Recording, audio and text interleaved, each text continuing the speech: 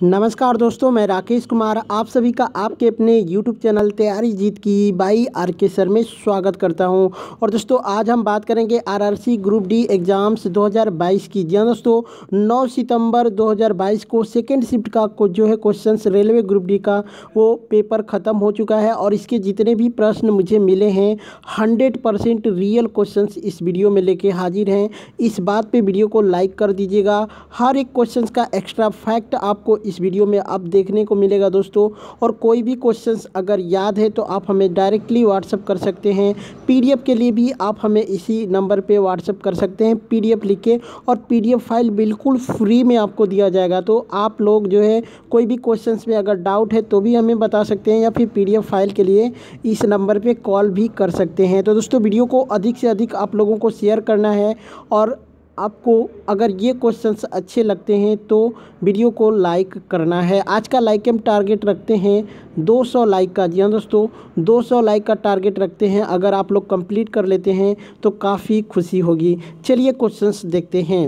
एक प्रश्न आया था दोस्तों कि जगन्नाथ मंदिर अधिनियम किस वर्ष लागू हुआ था। यह दोस्तों जगन्नाथ मंदिर अधिनियम किस वर्ष लागू हुआ था, ये पूछा गया था क्वेश्चंस। तो ये 1954 में लागू हुआ था। बात करते हैं दोस्तों तो जगन्नाथ मंदिर अधिनियम जो है 1952 में पेश किया गया था, जबकि इसको 1954 में लागू किया गया था। और 5 जनवरी 2022 को उड़ीसा मंत्रिमंडल ने जगन्नाथ मंदिर अधिनियम 1954 में संशोधन करने हेतु मंजूरी प्रदान की थी। और दोस्तों इस संशोधन के बाद जो है मंदिर प्रशासन और संबंधित अधिकारियों के पास अब राज्य सरकार की मंजूरी के बिना मंदिर की ज़मीन को बेचने या फिर पट्टे पर देने का अधिकार प्राप्त हो जाएगा। ठीक है, नेक्स्ट क्वेश्चन देखते हैं।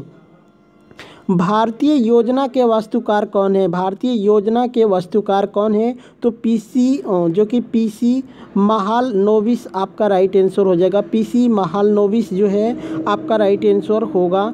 नेक्स्ट क्वेश्चन देखते हैं। अनुच्छेद 51A में जो है ये किससे संबंधित है, ये पूछा था।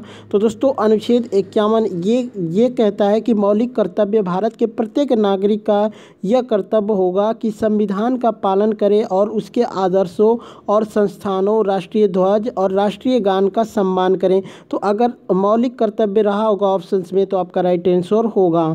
एक प्रश्न आया था कि वर्तमान में संसदीय कार्य मंत्री कौन है। वर्तमान में संसदीय कार्य मंत्री कौन है, तो श्री प्रहलाद जोशी, जो कि आपका राइट आंसर होगा। दोस्तों वीडियो को लाइक शेयर जरूर करिएगा, थोड़ा सा लाइक करेंगे तो एक मोटिवेशन मिलेगा। खर्ची पूजा किस राज्य में मनाया जाता है, तो इसका राइट आंसर हो जाएगा त्रिपुरा। जी हाँ दोस्तों, खर्ची पूजा जो है त्रिपुरा के सभी आदिवासियों की सबसे बड़ी पूजाओं में से एक मानी जाती है। और प्राचीन इतिहास में जो है राजमाला के अनुसार इस 14 देवताओं की पूजा सर्वप्रथम यहाँ पे राजा हो जाएगा दोस्तों, राजा त्रिलोचन ने शुरू की थी, जो महाभारत काल के राजा युधिष्ठिर के समकालीन थे। तो इस बात को भी हो सकता है आपसे क्वेश्चंस पूछ दे। नेक्स्ट क्वेश्चन देखते हैं। IPL 2022 में स्टैटिक टाइम आउट को बढ़ाकर कितना किया गया है, तो दोस्तों इसमें जो है 30 सेकेंड की बढ़ोतरी की गई है। जी हाँ दोस्तों, 30 सेकेंड की बढ़ोतरी की गई है। पहले कितना था, तो 2.5 मिनट था।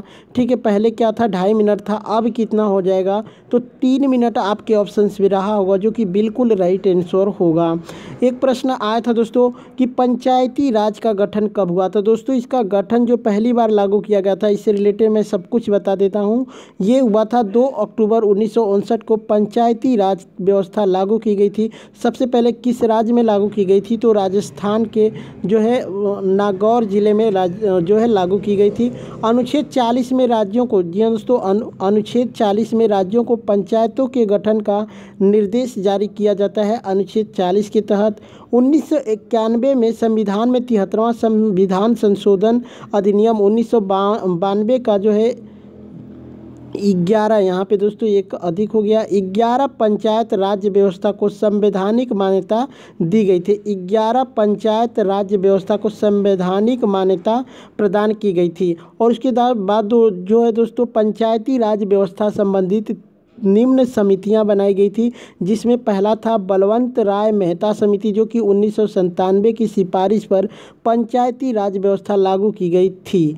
उसके बाद अशोक मेहता समिति आई थी 1977 में। तीसरे नंबर की बात करते हैं तो टीवी राव समिति 1985 में। उसके बाद जो है दोस्तों डाल्टन सिंघवी समिति 1986, जो कि ये सभी पंचायती राज विषय सूची राज्य सूची में निहित की गई हैं। तो ये सभी जो है आप याद कर लीजिएगा। नेक्स्ट क्वेश्चन देखते हैं, ब्रह्मपुत्र नदी का नाम सांपो किस देश में है? जी हाँ दोस्तों, ब्रह्मपुत्र नदी का नाम सांपो किस देश में है? तो इसका राइट आंसर हो जाएगा दोस्तों तिब्बत। जी हाँ दोस्तों, तिब्बत के अलावा बात करते हैं तो अरुणाचल प्रदेश में इसको डी तथा असम में ब्रह्मपुत्र कहा जाता है। ब्रह्मपुत्र नदी जो है बांग्लादेश की सीमा में जमुना के नाम से दक्षिण में बहती हुई गंगा की मूल शाखा पद्मा के साथ मिलकर बंगाल की खाड़ी में जाकर गिरती है, ठीक है, मिलती है। नेक्स्ट क्वेश्चन देखते हैं, एक प्रश्न आया था कि मध्य भारत में सबसे अधिक बोली जाने वाली भाषा कौन सी है? तो ऑप्शंस में आपके था दोस्तों कोंकणी भाषा, जो कि मध्य भारत में सबसे ज़्यादा बोली जाने वाली भाषा है। बात करते हैं तो कोंकणी भाषा जो है भारत के मध्य पश्चिमी तट पर अधिक बोली जाती है। कोंकणी गोवा राज्य की आधिकारिक भाषा भी है। यह विशेष रूप से दक्षिण पश्चिमी कर्नाटक में, बेंगलोर शहर, महाराष्ट्र के पश्चिमी तट और केरल के कुछ क्षेत्रों में बोली जाती है। कोंकणी भाषा बोलने वालों की संख्या जो है वर्तमान में लगभग 2.5 मिलियन से अधिक है, ठीक है। नेक्स्ट क्वेश्चन देखते हैं, एक प्रश्न आया था दोस्तों कि विद्युत चुंबकीय क्षेत्र रेखा कहाँ से निकलती है? तो ये उत्तरी ध्रुव से निकलती है। और बात करते हैं दोस्तों इसकी दो विशेषता है। यह जो है उत्तरी जो है विद्युत चुंबकीय क्षेत्र रेखा जो है यह उत्तरी ध्रुव से निकलती है तथा दक्षिणी ध्रुव पर पहुंचकर समाप्त हो जाती है।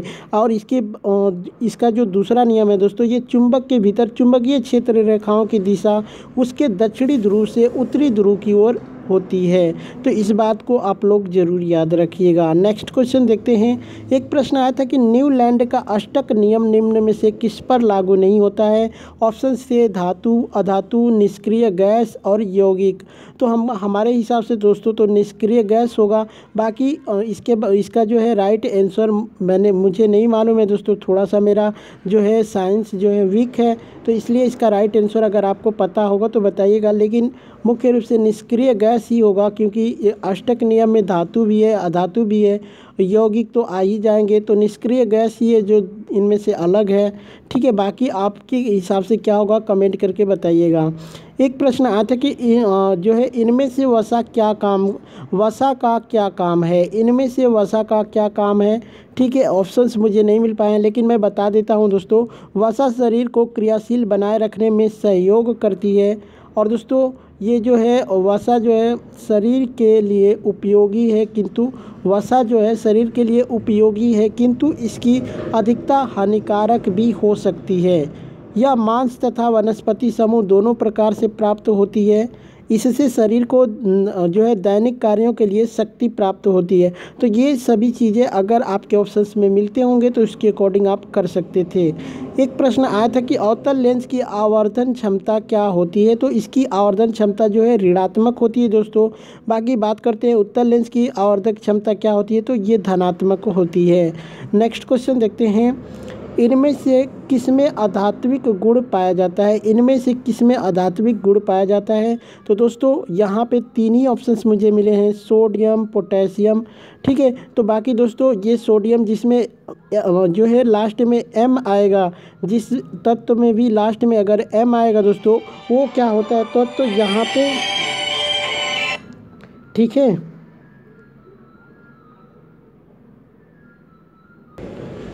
तो दोस्तों यहाँ पे जो है जिसमें लास्ट में एम आएगा ना वो तो यौगिक हो जाएगा, ठीक है, धातु हो जाएगा।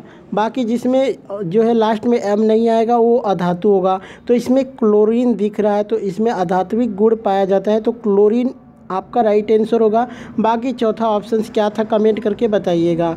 एक प्रश्न आया था दोस्तों कि कॉपर सल्फेट का एल्युमिनियम से अभिक्रिया करने पर क्या बनेगा। दोस्तों इसका अभिक्रिया जो है आप लोग को कमेंट करके बताना है क्या बनेगा, ठीक है। चलिए एक प्रश्न आया था दोस्तों कि इनमें से किसमें 3 कक्षीय हृदय पाया जाता है। ऑप्शन था मछली, बाघ, कबूतर और मेढक। तो दोस्तों ये जो मेढक है आपका राइट आंसर होगा। मेढक में जो है 3 कक्षीय हृदय पाया जाता है। बाकी इसमें जो है मछली में 4 होता है, बाघ इसमें भी 4 होता है और इसमें भी 4 होता है। बाकी मेढक ऐसा है, इसमें दोस्तों मछली में तो 4 होता है, बाकी बाघ और कबूतर में हो सकता है 2-2 होगा।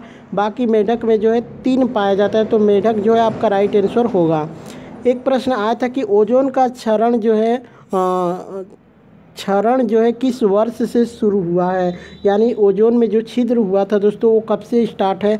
तो दोस्तों मैं आपको पूरी बता देता हूँ। ऑप्शंस क्या थे कमेंट करके बताइएगा। यहाँ पे 1970 के दशक में चेतावनी दी गई थी कि पृथ्वी के ऊपर मौजूद ओजोन परत लगातार पतली होती जा रही है। और दोस्तों अंटार्कटिका के ऊपर मौजूद छेद का पता 1985 में चला था। और दोस्तों 1987 में मॉन्ट्रियल प्रोटोकॉल के तहत ज़्यादातर देशों ने जो है क्लोरोफ्लोरोकार्बन पर प्रतिबंध लगा दिया था, जिसका इस्तेमाल जो है कूलिंग के लिए किया जाता है, यानी कूलिंग के लिए किया जाता है। तो ऑप्शंस क्या थे दोस्तों, ये पता तो लगा था 1985 में, लेकिन इसके लिए चेतावनी दी गई थी 1970 में। तो मेरे हिसाब से 1970 ही आपका राइट आंसर होगा, क्योंकि उसी वक्त पता चला था। नेक्स्ट क्वेश्चन देखते हैं। जड़ से पौधे पत्तियों में क्या अवशोषित करते हैं। तो जड़ से जो है पत्तियों में जो है जल और खनिज भेजा जाता है जड़ के माध्यम से। तो जल और खनिज आपका राइट आंसर हो सकता है। ऑप्शंस के अकॉर्डिंग क्या था कमेंट करके बताइएगा दोस्तों। तो यही दोस्तों प्रश्न मुझे मिले हैं सेकंड शिफ्ट के। बाकी वीडियो कैसी लगी कमेंट करके बताइएगा। अच्छी लगी हो तो लाइक शेयर करिएगा। चलिए चलते हैं, मिलते हैं नेक्स्ट वीडियो में। तब तक के लिए जय हिंद, जय भारत।